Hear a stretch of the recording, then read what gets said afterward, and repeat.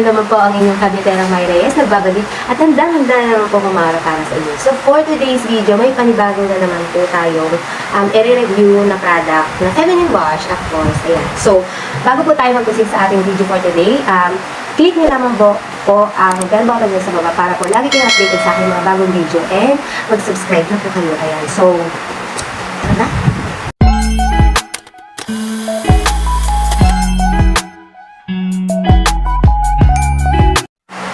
So, ayun nga, may ginamit na naman po akong feminine wash kanina, which is, yung Rosemar po na feminine wash. Ayan, ito siya. So, dahil, ang tagal na rin itong product na ito na binili ko, kasama po ito nung Everteen na feminine wash. Ginamit ko lang siya ngayon para ma-review sa inyo. Ito pong feminine wash na to is matagal na, di ba ang tagal na ng Rosemar ng mga product. Pero marami sila din atang feminine wash na binibenta. Kasi si Rosemar, mahilig siya yung yung parang laging parang every month gusto niya palitan yung packaging niya para hindi na nagagayat, hindi na naputetik. So, etong product na to, naka-sealed to. Ayan, nakikita niyo din sa video. Naka-sealed siya, tapos naka-carton siya. Hindi siya katulad ng ibang feminine wash na nakaganito. Tapos ito na yung sinisealed. So, ang problema lang ng mga ganun, kapag pinapak, pag pinapadala or in-order, possible na masira. Unlike na ito, meron na talaga itong, meron na talaga siyang karton. Ina-karton talaga siya, kasama na ng packaging, the whole ng packaging. Ayan. So, etong product na to, parang ito yung pinaka-premium na atin na feminine wash. Hindi ako sure, pero, feeling ko lang, kasi nga, yung amoy niya, yung quality rin niya, tapos, yung quality ng product, kasi, ang first time ko itong product na ito nagamit sa ate ko. Pero doon, ang pagkakaamoy ko, amoy alak siya. Pero siguro ibang Rosemar yun na, na feminine wash. Ito kasi, Rosemar Secret Whitening Feminine Wash. Fresh and tight with cooling effect. Ayan. So, ang nito, hindi ko alam kung feminine wash, regular feminine wash lang siya na pampabango.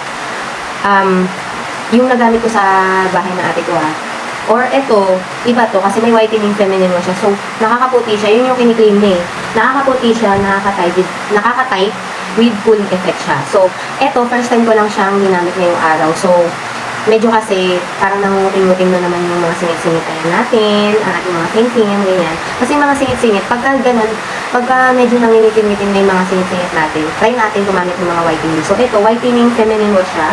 Yan, makikita nyo. Itong Rosemar is 150 ml siya. 5.7 ounce. Ayan. Ang nakalagay, ayan, ang packaging niya is printed po siya, kasi nakaprint na po siya sa bottle niya. Tapos, dito sa likod, eto, nakalagay po sa likod, how to use yung ingredients, tapos manufactured, yung kay Rosemar, manufacturing, basta ganun siya, manufacturing siya. Dito nakalagay, how to use, on the palm of your hand.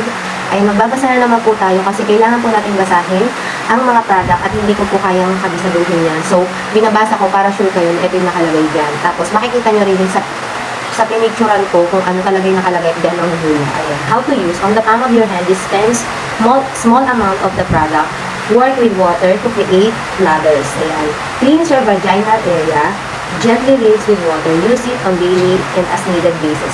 Compared to Everteen, nilagay niya doon na nandun din how to use din. Pero ang difference nila is yung Everteen, pwede mo siyang ibabad ng 2 minutes. So, ang 1 minute lang naman is 60 seconds. So, kung ikaw may 2 minutes, kaya mo mag-antay ng 120 seconds. Pwede po. Ayan, depende po sa paggamit niyo po ng mga feminine wash. Kasi damo na matagal, medyo tumatagal din yung amoy. Mas matatry niyo po yung amoy niya sa vagina niyo. Ayan. So, ingredients, aqua, sodium lauryl, ether, sulfate, cocamidocopilbetane, bisil, glycoside, coco, diethanonamide, sodium chloride glycerine, metachloroisol ang hirap. Ayan, mahirap siya. Alcohol, thiazolone, menthol, methyl alcohol, cedrum guajava leaf, yan. May guajava leaf, parang may guava leaf to, extra fructose, butylene glycol, ace hypocastanol, horse chestnut, ayan, extra camomilla, ligogita, mantecalia, ng extra glycerina, blanca, liquorice, root, extra acer saccharose, sugar maple, extra portulaca, polyracia, extra aspergillus tonui, ito si glycol parfum. So, meron talaga siyang scent. Ang scent niya is amoy strawberry siya, parang malakas siyang makasosyal, para siyang yung mga Victoria's Secret na parang body wash, yung mga ganong mga body shop na gano'n, na may mga amoy pagka ginamit mo siya. So, dito, may nakalagay siya na guava, which is naggaan talaga siya, antiseptic siya. Kung may mga diba yung mga antibacterial, may mga guava extract yun. Then, yung sinasabi niya dito is meron din siyang chamomilla. Kapag may mga chamomile kasi, nagpapakalma siya ng pen-pen, nagpapakalma siya sa pakiramdam.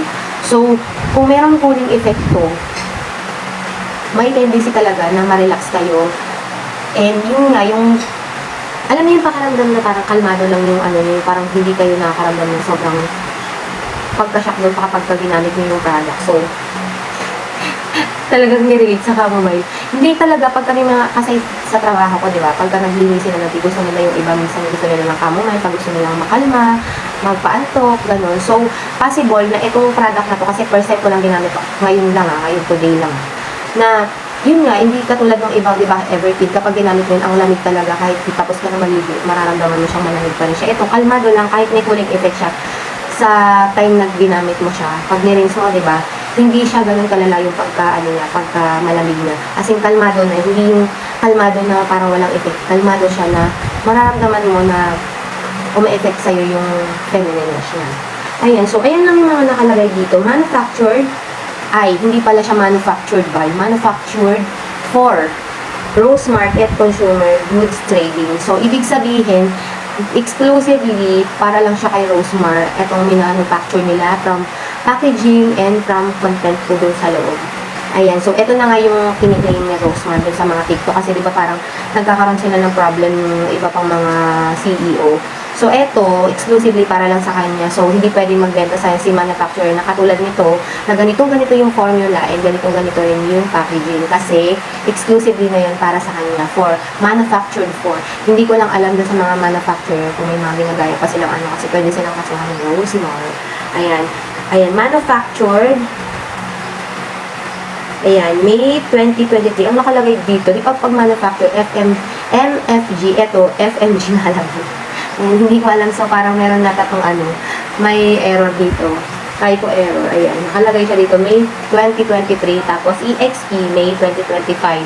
Ayan, so, siguro binago na nila to kasi syempre magkakaroon to ng pagka nilabas nila magkakaroon to ng syempre mag-check sila kung ano yung mga nakaprint doon. Syempre makapansin din nila to. So ito lang naman, pwede naman pagpalitin MFG sa FMG. Tapos ayan siya, diba? 150 ml. Pero, ayan, papakita ko dyan. Sobrang sagad yung niya dito. Wala tong space dito sa taas. Yung kanina niloksan ko. Tapos, ayan siya. May strawberry yan. Mango-mango. Yeah, maganda siya gamitin. Para sa akin, goods to. Tapos, titingnan natin, after 1 week, titingnan natin kung talaga nga puputi siya. Then, abangan nyo na lang yun sa part 2 nitong video na to. Kung pumuti nga ba. Kasi, masyado na mahaba yung video. Ayan. Mag-abang na lang tayo after a week. Then, magre-review din ako ng after a week nito. Then, tingnan natin yung after a month kung meron pagbabago. Mga ilan kaya na itong hanggang saan na kaya itong product na ito pag naka-amount na. So, thank you. That's it for today. And, see you on my next vlog. Abangan nyo sa part 2.